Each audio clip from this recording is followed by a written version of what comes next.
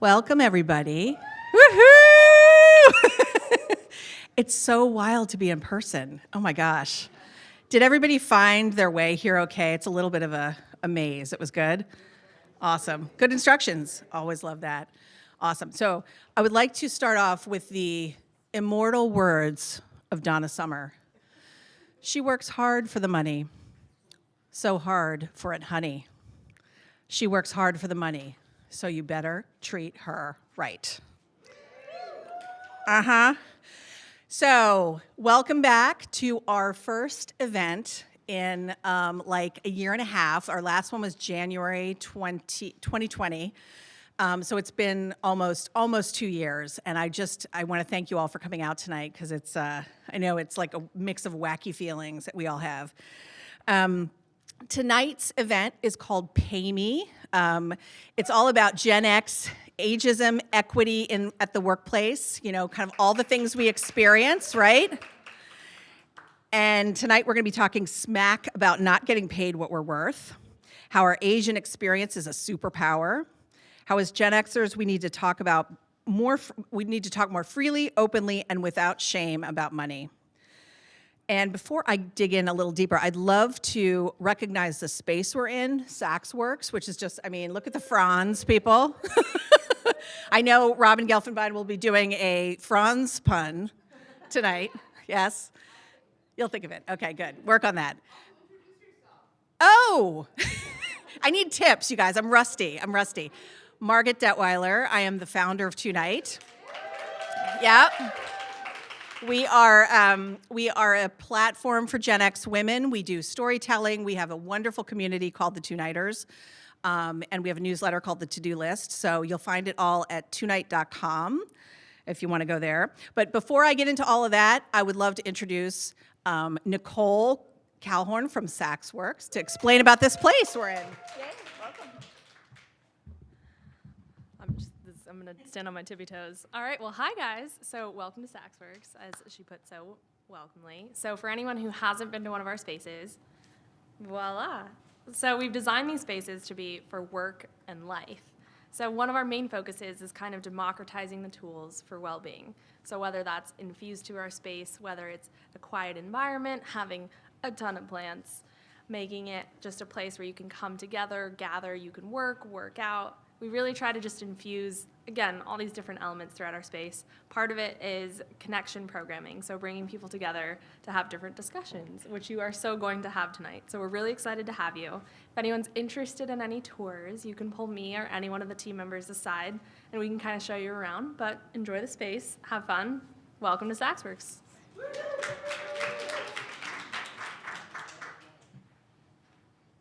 Also, I love the smell in here, right? It smells like this beautiful perfume, like that's not like over the top. It's just like a lovely like scent. The evening tonight is sponsored by our friends at AARP and Disrupt Aging, and we're so thankful for everything they're doing for us tonight, grateful for their support.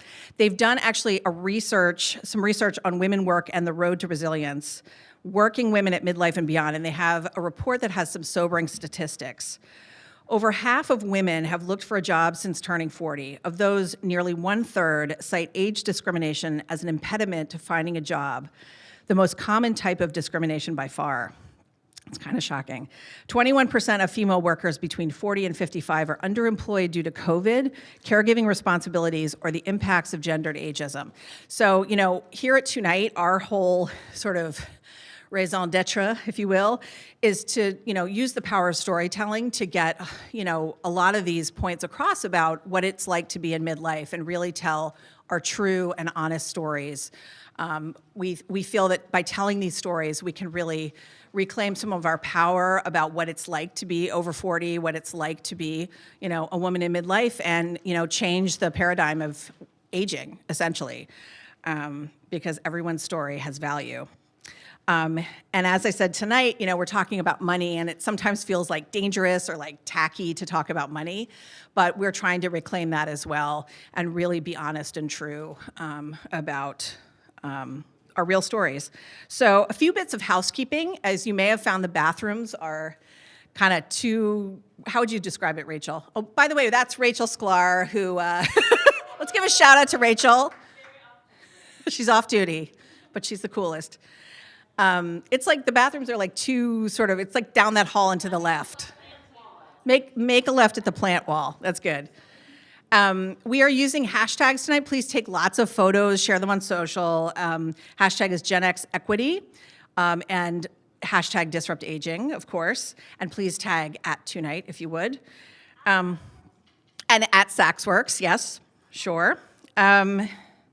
Finally, we have an Instagram filter, which I'm super geeked out about. We created it. It's like, let's see. If you've never used a filter, it's basically in your Instagram stories. There's like a row at the bottom, and if you search where it says Browse Filters, you'll just search for TueNight, and you'll find it. And I would love for all of you to try it tonight. It would be amazing. So tonight we're going to hear from some wonderful storytellers. In the break, you're going to have an opportunity to fill out some of these cards you see on your chair, and we're going to call up volunteers who want to share their stories. So it's a little interactive, if you will. And let's see. I think that's it. And I would love to bring up our first storyteller, which is going to be yes. Adrianna's waving. Okay, so little story about our first storyteller. She couldn't be here tonight. She's the wonderful Jo Piazza. She's a best-selling author of many critically acclaimed novels and nonfiction books, including Charlotte Walsh Likes to Win, The Knockoff, and How to Be Married. She has a new novel, which you can actually see and take a look at over there on the food table. It's called We Are Not Like Them. She's a former editor, columnist, and travel writer with Yahoo. I think she's on the live stream chatting. But in her place tonight is Adrianna Dufay, longtime TueNighter and producer of tonight's event, and one-time actress too. So take it, only once. Take it away, Adrianna. Thank you. I've told this story a million times, but I'm going to take a very quick moment to tell this story again because after acting my first real job, Margaret was my boss. And when we did the negotiation for pay, I was an actor, and I was like, I don't know, and I named like the highest number I could think of. And Margaret countered with more and said, never undervalue yourself. And I really appreciated that, so I thought this was a good story for this one.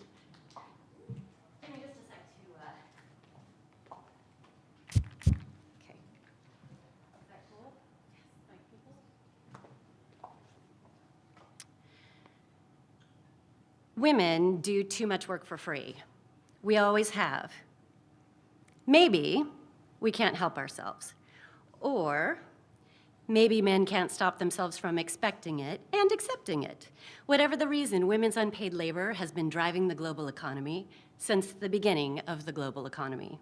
But that's old news. We all know about unpaid labor. We know women are unsung superheroes, and frankly, women are sick of telling everyone else about it. Our unpaid labor continues to burst out of the domestic realm. In the age of personal branding, we've all been forced to create content to support our work and our dreams. Blog content, Instagram content, Pinterest content, TikTok content. Our very lives are now someone else's business model. What started out as a simple way to promote a book or promote a podcast or simply to share about a school fundraiser is now a seeming zero-sum game that eats us alive and spits out gold coins into the pockets of the men who run these companies. The list of platforms that swallow our content is too long to cite.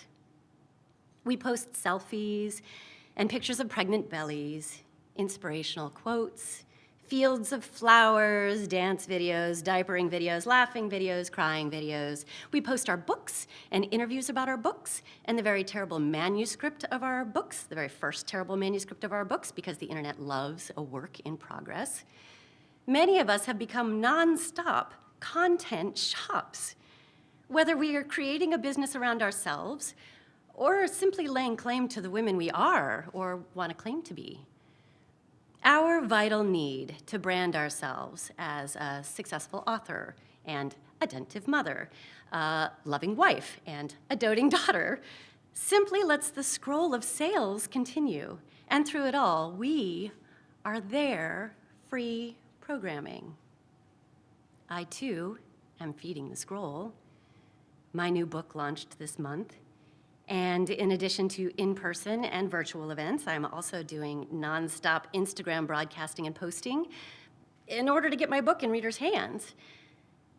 I spend more time making social media content than I do writing books now. And I'm not even sure if it really makes a difference. Still, I feel compelled to keep going, to keep shouting into the void, to keep posing my book with a latte, or in one of those Instagrammable fields of flowers in the hopes that I'm reaching readers. In the past couple of years, I've become obsessed with influencers. It happened because I had my second baby, and that baby wouldn't sleep unless she was attached to my nipple while I rocked in the chair. My only available appendage to entertain myself was my thumb, so I did nothing but scroll the internet until the sun rose. Yeah, it is a little creepy to watch someone you've never met snuggling in her bed with her Keebler elf children. It's even creepier to like that photo and then cry because your bedroom will never be white again. Not with the pee and milk and poo and blood that constantly invade your bedroom. But I did. And then I kept up with the scroll, even as my daughter started sleeping through the night. At first, I envied those women, and then I hated them. And then I wanted to know every goddamn thing about them. So, because I have no other tools for making sense of the world, I reported a podcast about the momfluencers of Instagram. I dedicated an entire year to trying to figure out who these perfect women on my little screen were. I had started my podcast expecting a takedown. But instead, I found hardworking, badass women of every class and race just trying to make a goddamn buck. Some were incredibly successful and now lived in suburban mansions and drove Range Rovers. Others were just paying the bills. And still others were striving to make ends meet as they put out a magazine's worth of content in a single week. This is the not-so-shocking takeaway about the world of content creation. It is dominated by women. Mostly women make the images and videos that we all use to distract ourselves, and that the social media giants use to serve us perfectly targeted ads. And the majority of these women are doing it for free. Our national entertainment is the unpaid labor of women. We might not be toiling in the fields or making meals, but we are broadcasting the most intimate moments of our lives, cropping and highlighting and photoshopping, often capturing perfected images of the unpaid work we do at home. We do this work in the hopes of servicing ourselves, our goals, our dreams, and for some, to try to support our families.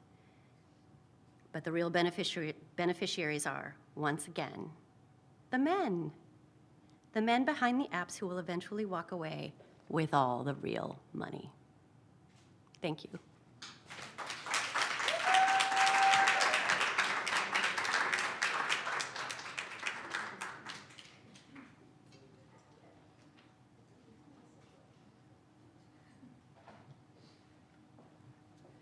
So use that Instagram filter. No, that was awesome. I love that piece, Joe. I hope you're watching. That was great. Thank you, Adrianna. Our next storyteller tonight is a TueNight storyteller. This is the second time. Abby West. She heads up multicultural content programming at Audible and co-founded the Black Employee Network and Audible ERG. She is a recovering journalist, feel you on that one, and true pop culture junkie whose years at prominent media organizations such as Essence, Entertainment Weekly, and People have given her a love of stories that explore, empower, and celebrate underrepresented communities. Please join me in welcoming Abby West.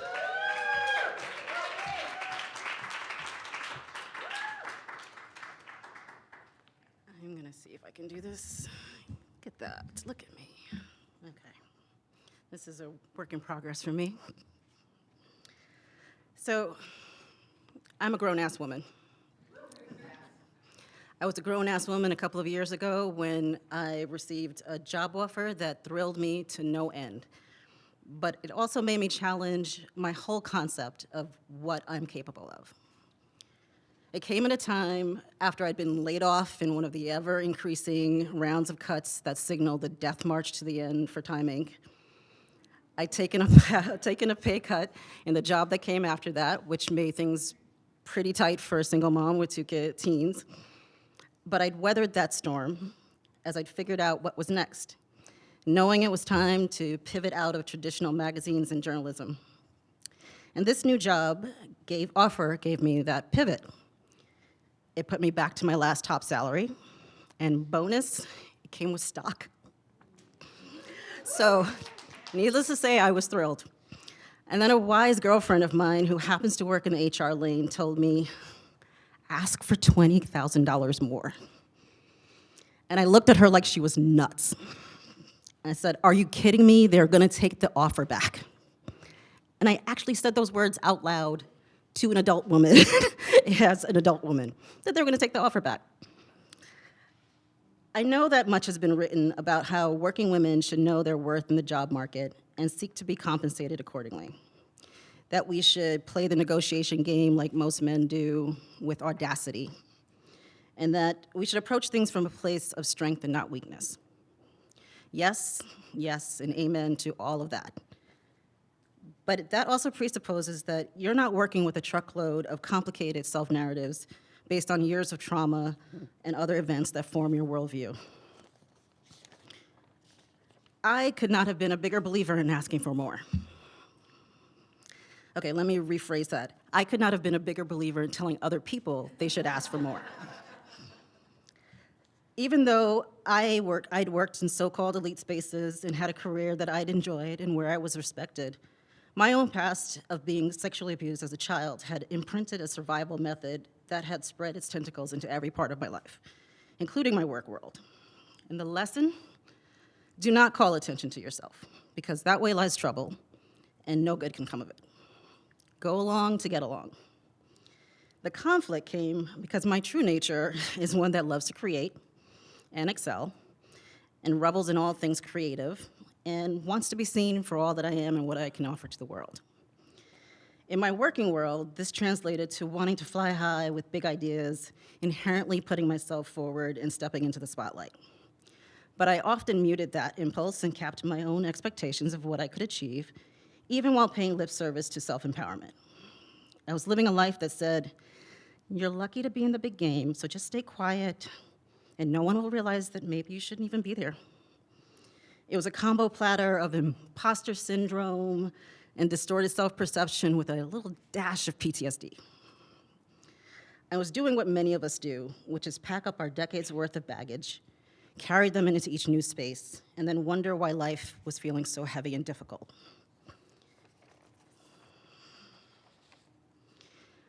I remember when I was turning 40, everyone told me that that would be the age when I'd reach some nirvana of self-empowerment, not caring what others thought and blazing out in my truest form. And I didn't find that to be true for me. I was still in survival mode as a newly single mom, trying to balance between being pragmatic and operating out of fear.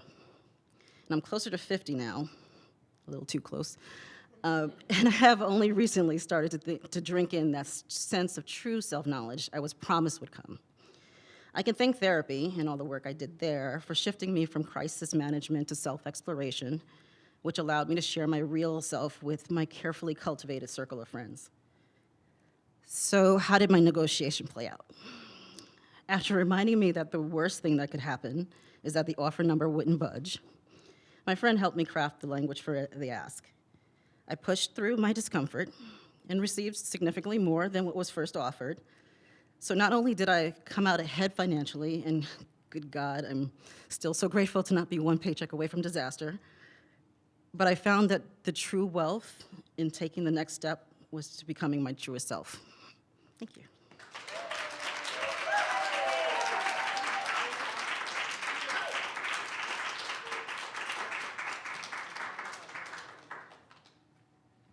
I so appreciate your bravery and sharing that too. Thank you so much.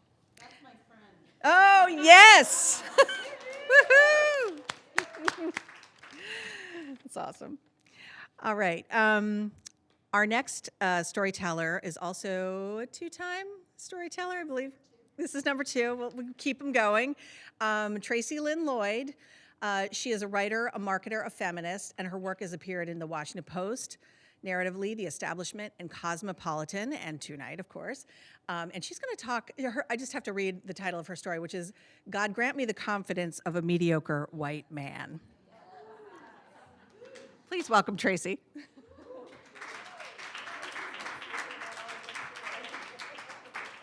So in true mediocre white man fashion, I'm going to tell you something about myself that is slightly embarrassing, but I'm going to pretend that it's really awesome and that's going to give me cred. So I was really nervous coming here because I don't come into Manhattan anymore, and I overshot my edible.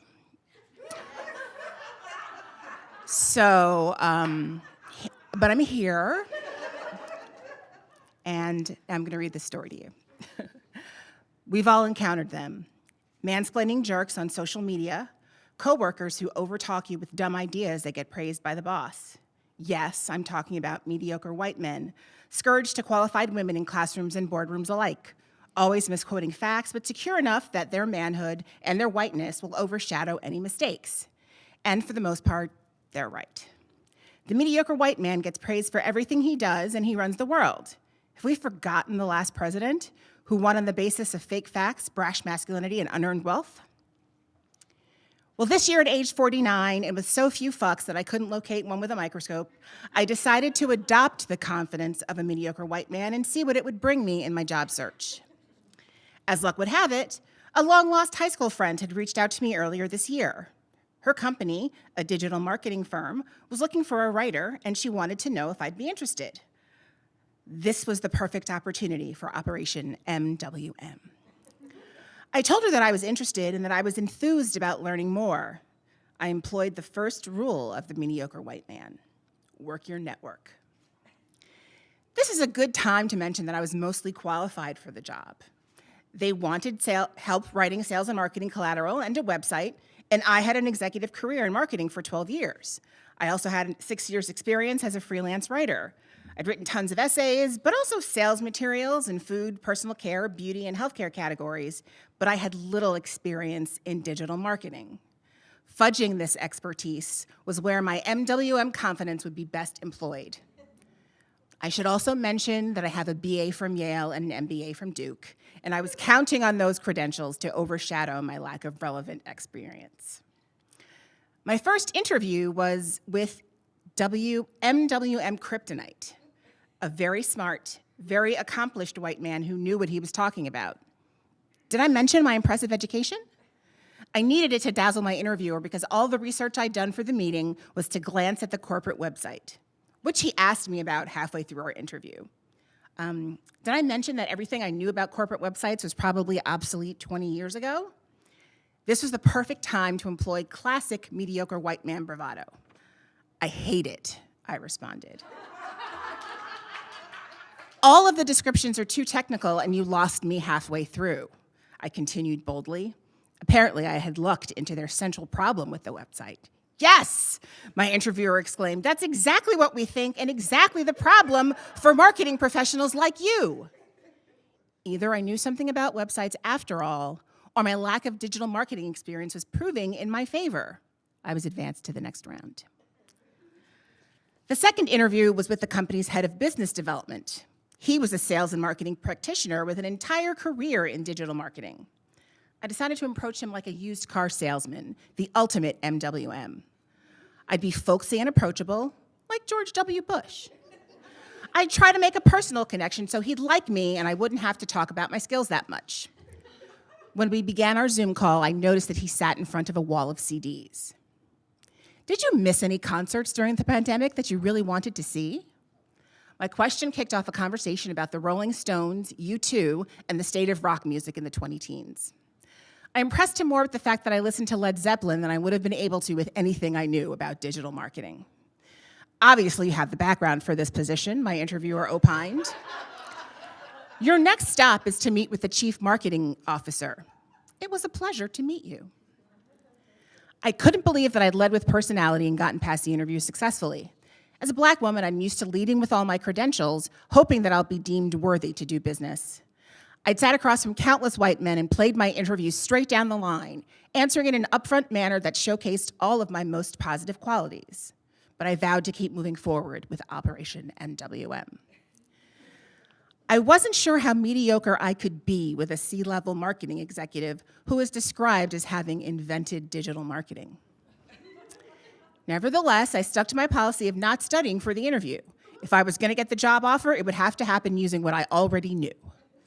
My reason was that the mediocre white man is overconfident in his abilities and would think he had it in the bag without external help. Interview day arrived, and I relaxed into the seat in front of my computer. Be confident, I told myself. This is already your job. By the time the Zoom screen opened, I decided to use jargon to cover up any of my shortcomings. My previous interviewers told me that the CMO preferred the term performance marketing to describe the company, so I made sure to use it liberally in our conversation. My tactic worked. As I peppered my responses with phrases like pay-per-click, growth strategy optimization, and moving down the funnel, I could tell he was impressed. His gruff, almost haughty demeanor softened into a respectful aura you'd use with a peer rather than a subordinate. I dropped some names of ad agencies that I knew to further solidify our esprit de corps. The interview ended with smiles and indications of a future meeting. Well, dear reader, I got the job offer. The head of human resources called me to tell me how much my interviewers had enjoyed meeting me, and then he made me an offer of an hourly rate, citing a number that was twice as much as I'd ever made as an hourly writer. But I was still in MWM mode with bucket loads of confidence and nothing to lose, so I countered it for $20 more an hour. I rationalized to the HR guy that my skills as a marketing executive would be baked into any writing I did, and that I should be compensated for bringing that to the table. In turn, he countered my offer by going up another $10 per hour.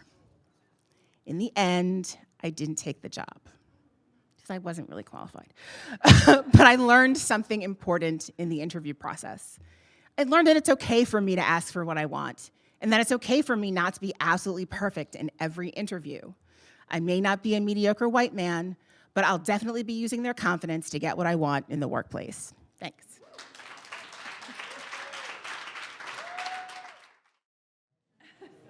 Also a two-timer. I like these two-timers. Marcelle Karp is a writer, blogger, and creative director. Her debut YA novel, Getting Over Max Cooper, will be out April 22. That's awesome. She is one of the original founders of Bust magazine. I don't know if that's such a great magazine. She blogs at barbmagazine.com, and she is working on her master's degree in women and gender studies. Please welcome Marcelle Karp.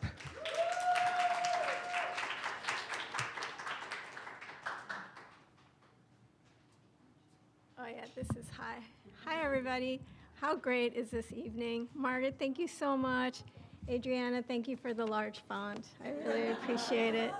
I should preface this by saying I'm in my late 50s. Okay, here we go. Yeah. Somewhere in Las Vegas, my father is dying. I'm backstage at Riot Fest in Chicago. I'm here to talk about the socio-political movements, punk rock and feminism, and how the cross-pollination between them generates change, along with two members of Pussy Riot, Henry Rollins, and a few other Gen Xers whose names I can't remember. My phone rings. I look at it, now a reflex, waiting for news about my dad. It's from an HR lady. I've been interviewing for a senior leadership position. Yesterday, my references were contacted. Always a good sign. Marcelle, listen, you didn't graduate college. That's going to be a problem. So she's right about this one thing. I hadn't graduated college. I became successful without a bachelor's. I'd co-founded a feminist third wave zine. I'd become a yoga instructor and a Reiki healer. I was currently, well, at that time, an executive at a prestigious entertainment organization earning a six-figure income, which is where I'd been for most of my 40s and into my 50s. And I'd raised a feminist daughter as a solo parent. These little points of achievements were empowering high fives I gave myself every day, this all that I had accomplished: family, health, legacy. I want this job. And as I'm about to state my case to the HR lady, a kid with a headset pops in and tells me it's time to go. I follow him to the stage, stunned, furious too. For all the work I've done, for it to amount to this, a dismissal over this? As I rehearse my talking points for this panel, the gnome inside my head screeches, "Get your fucking degree."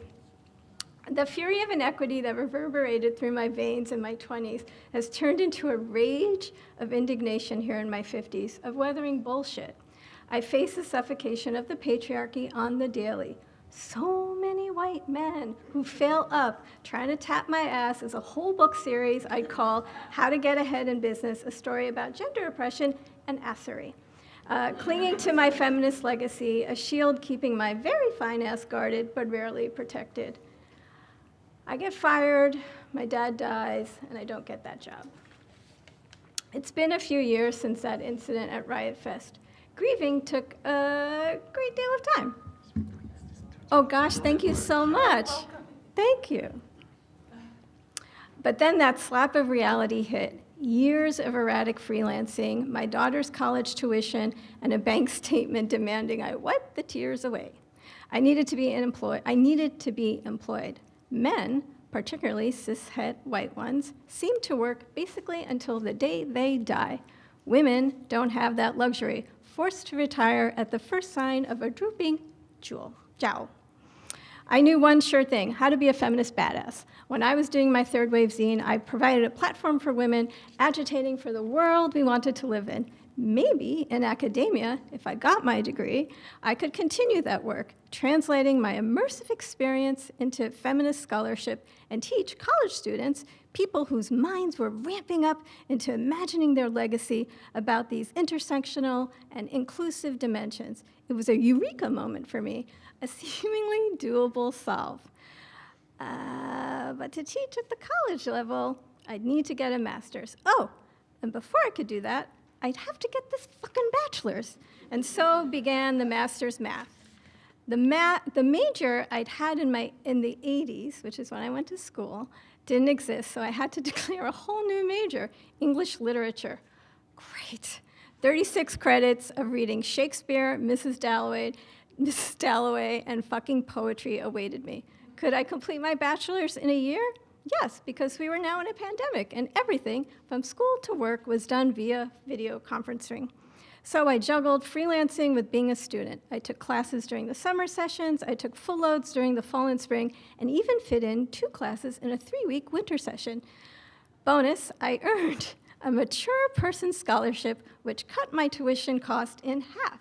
I graduated with a 4.0, which was as satisfying as my last orgasm. The master's math comes with some anomalies. Although every math equation has a solution. You can't afford to go to NYU? Go to CUNY. You don't want to take algebra again? Find your high school transcript. Your classmates are your daughter's age? Regale them with stories of life before texting. The more I did the math, the more it added up to the CARP theory of survival, also known as my feminist mantra, girl, you ain't giving up. So now I'm in my first semester at grad school, CUNY. Who's the CUNY lady? Working on my first master's in women and gender studies. If my math is correct, I'll have that master's in 2 years. Okay, sure, I have multiple semesters of 20-page papers ahead of me and working the full-time job I now thankfully have, and hopefully more YA books to write, but in 2 years, I'll have a master's degree. I'll be able to apply to schools to teach at, toy with getting a PhD, speak to a new generation of feminists as Professor Carp, extolling the power of intersectionality, these vibrant shades that are inclusive and beautiful, whispering just above a screen, let's keep dismantling until we're all standing, all as brilliant, body, badass, multiracial feminists. Because women are not to be erased, not in our 20s, not in our 50s, not ever.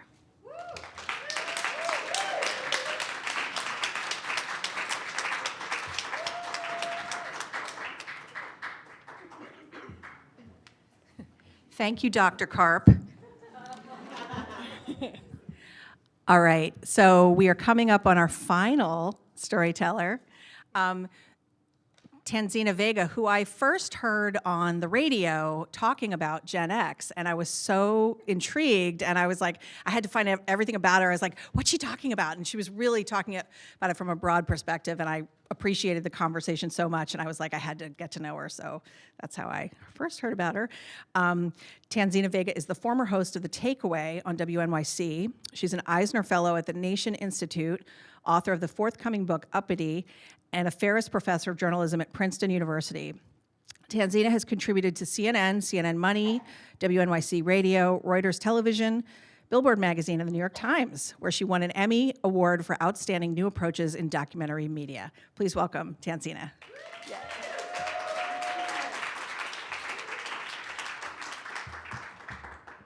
It's been a while since I've been behind one of these. If you've heard me on the radio, I apologize. I'm a little stuffed up today, so bear with me. Mic check, mic check. The breakout Netflix hit Squid Game has everyone abuzz, but I can't bring myself to watch it. In the show, indebted South Koreans experiencing financial ruin fight to the death for a singular cash prize. And while I've never been part of a dystopian horror show like Squid Game, i.e. debtors have never tried to assassinate me, I grew up with just enough money to get by, which provoked an intense fear of the precarity of life, an exhausting what if that never ends. What if I run out of money? What if I end up homeless? What if I can't find a good job? And on and on. In theory, I shouldn't feel this way. I mean, I've always had food on the table and a roof over my head.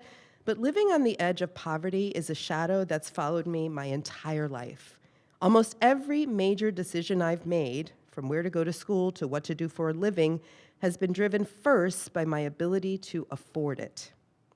I grew up in a 26-story brick-faced public housing building in the Lower East Side of Manhattan. In the shadow of urban blight, my parents earned advanced degrees while working full-time, studying on nights and weekends, and raising 2 children. And they, and eventually I, all attended public university and graduate school here in New York City. We ate, quote-unquote, government cheese and generic cereal from black and white boxes. Empty crack vials and used heroin needles dotted our asphalt playgrounds, and the pungent smell of urine and cigarettes penetrated our hallways and our elevators. My reality was a far cry from the 1980s sitcoms that blasted into our apartment every day, where mostly white people lived in houses with lawns, played football, drove nice cars, and solved even the worst problems by the end of each show.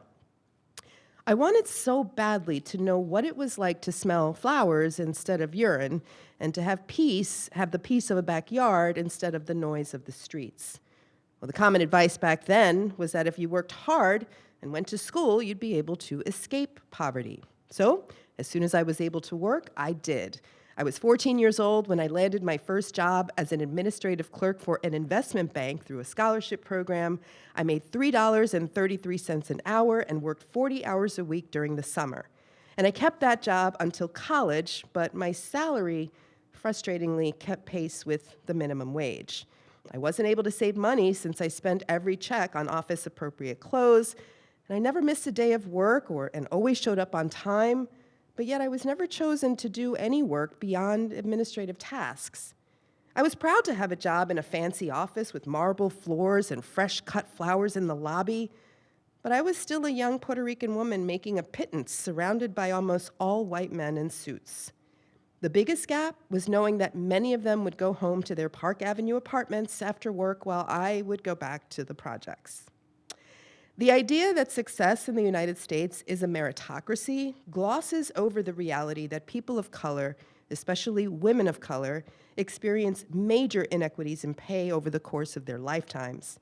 In 2020, for example, Latinas made 55 cents to every dollar white men made, making us the lowest paid group among all women of color in the United States. And that pay disparity has barely budged in 30 years. According to an analysis by the National Women's Law Center, Latinas stand to lose about $2,400 a month $29,000 a year, and $1.7 million over the course of a 40-year career. By the time I was 17 and looking at colleges, I already had an ingrained fear of debt. I was terrified to think of paying back money when I knew how hard it had been to earn and keep it in the first place. I received a college scholarship from an organization called the I Have a Dream Foundation, but it wasn't enough to fully cover costs at Skidmore in Saratoga Springs, New York, a private liberal arts school that had accepted me. I remember sitting next to my father in the financial aid office on campus as the administrator spread a few papers on her desk.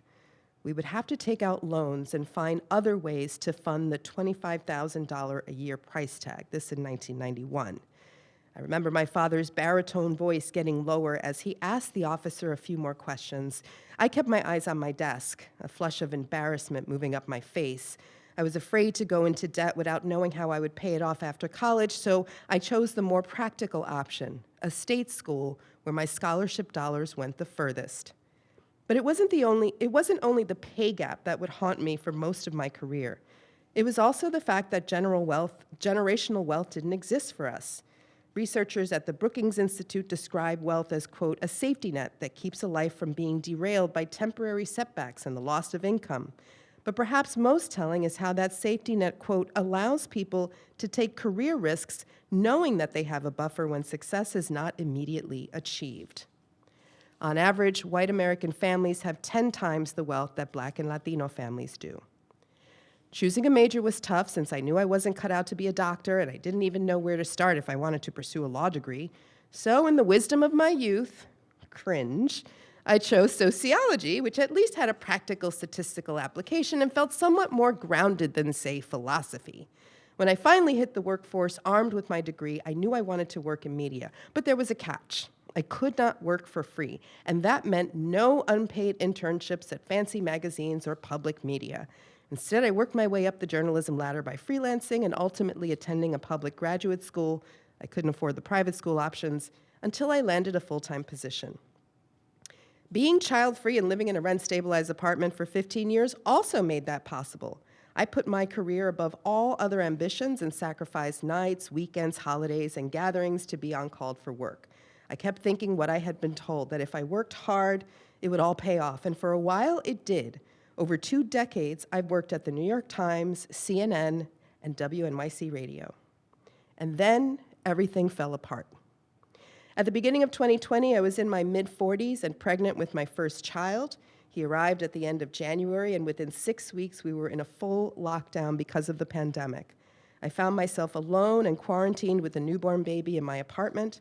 And like many working parents, I hacked together a workspace in a coat closet so I could host my radio show while a babysitter watched my infant son in an adjacent room. I navigated a crushing media cycle from the murder of George Floyd to the January 6th insurrection for millions of listeners. By February 2021, I was totally burned out. It was around that time that I tweeted about having hit the, quote, pandemic wall, and to my surprise, thousands of people responded saying they too were burned out, deflated, exhausted from the crushing burdens of working from home while parenting in a pandemic, and I knew something had to change. But the fear of leaving the best paying job I've ever had loomed large, especially as a solo mom. I had a mortgage and childcare costs. But for the first time in my life, I also found myself considering my own personal needs, my mental health, and my well-being. So in July 2020, I announced I was leaving my position at the station to explore new opportunities. And while the decision was daunting, I realized I wasn't alone. From Simone Biles to Naomi Osaka to millions of everyday Americans, people have decided to put their well-being ahead of their paychecks as part of this so-called Great Resignation. It's a decision that still scares me a little when I wonder what the future looks like or whether I'll have enough money. But if my past is any indication, things have a way of working themselves out. And I finally earned the faith to believe that this time will be no different. Thank you.